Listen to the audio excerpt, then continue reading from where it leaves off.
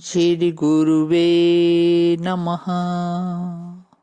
नित्यं शुद्धं निराभासं निराकारं निरञ्जनं नित्यबोधं चिदानन्दं गुरुं ब्रह्म नमाम्यहम्।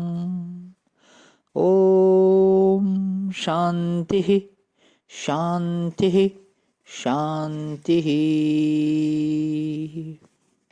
प्रणाम भगवान। मांडूक्य कारिका प्रवचन व तथ्य प्रकरण स्वामी श्री अखंडानंद सरस्वती जी महाराज का दिव्य ग्रंथ, जिसमें भगवान हमारा अध्याय तत्व परिनिष्ठा मंत्र नंबर 38 की व्याख्या चल रही है। आज भगवान पेज नंबर 507 से आगे लेते हुए तो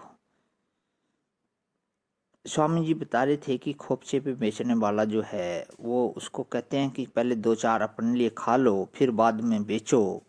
खुद और भूखे रही और बेचने लगे, इसका क्या आनंद है। यहाँ हमारा सत्संग विराम किया था। यहाँ से आगे लेते हुए तो तत्वाद प्रच्युतो भवेत, जो अतत्वदर्शी पुरुष है वह मन को ही अपना मैं मान लेता है, और जब उसका मन चंचल होता है तब वह समझता है कि मैं दुखी हो गया।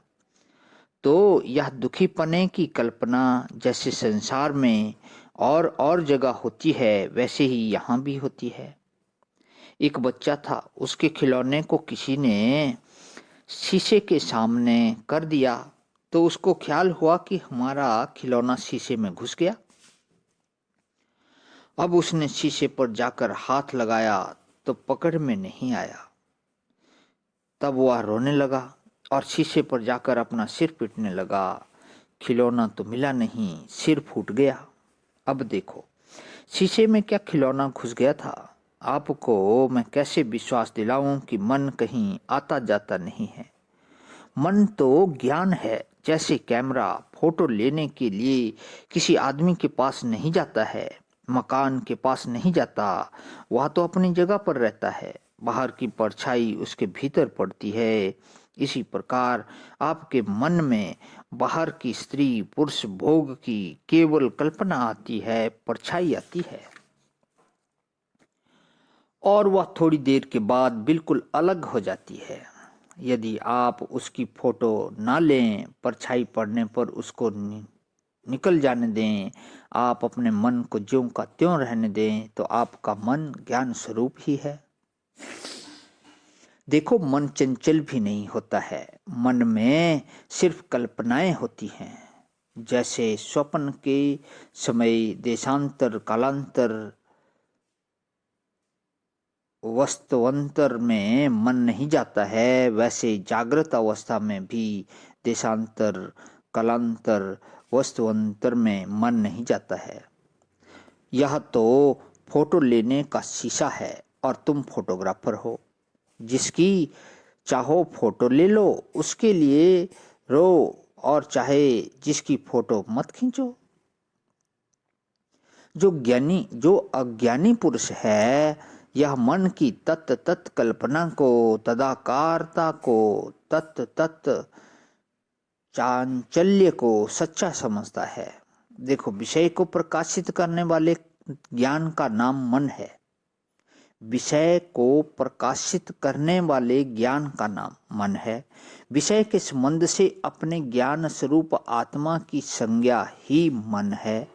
ज्ञान स्वरूप आत्मा की संज्ञा ही मन है। ज्ञान स्वरूप आत्मा बिल्कुल अचल है, और इसमें जो परछाइयाँ आती हैं वे बिल्कुल चंचल होती हैं। परछाइयों के नाच को अपना नाच समझना ही भ्रम है।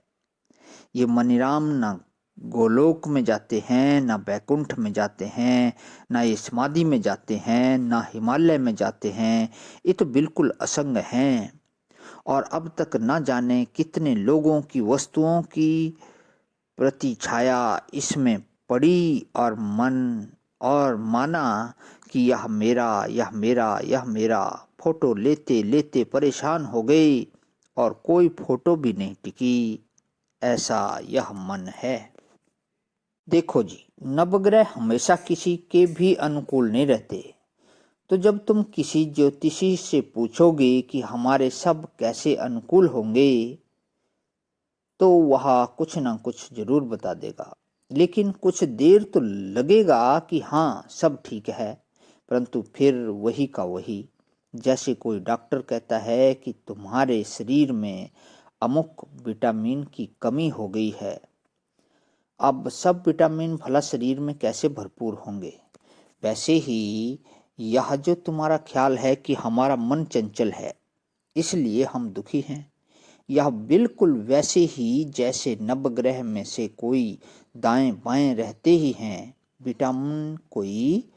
विटामिन कोई कम ज़्यादा रहते ही हैं। रात को कोई 2 बजे के करीब नींद खुली तो रेडियो चला दिया। उस समय समाचार आते हैं। समाचार में आया कि ट्रेन एक्सीडेंट हो गया। अब उसका ख्याल आया कि कैसे हुआ होगा, कितने आदमी मरे होंगे।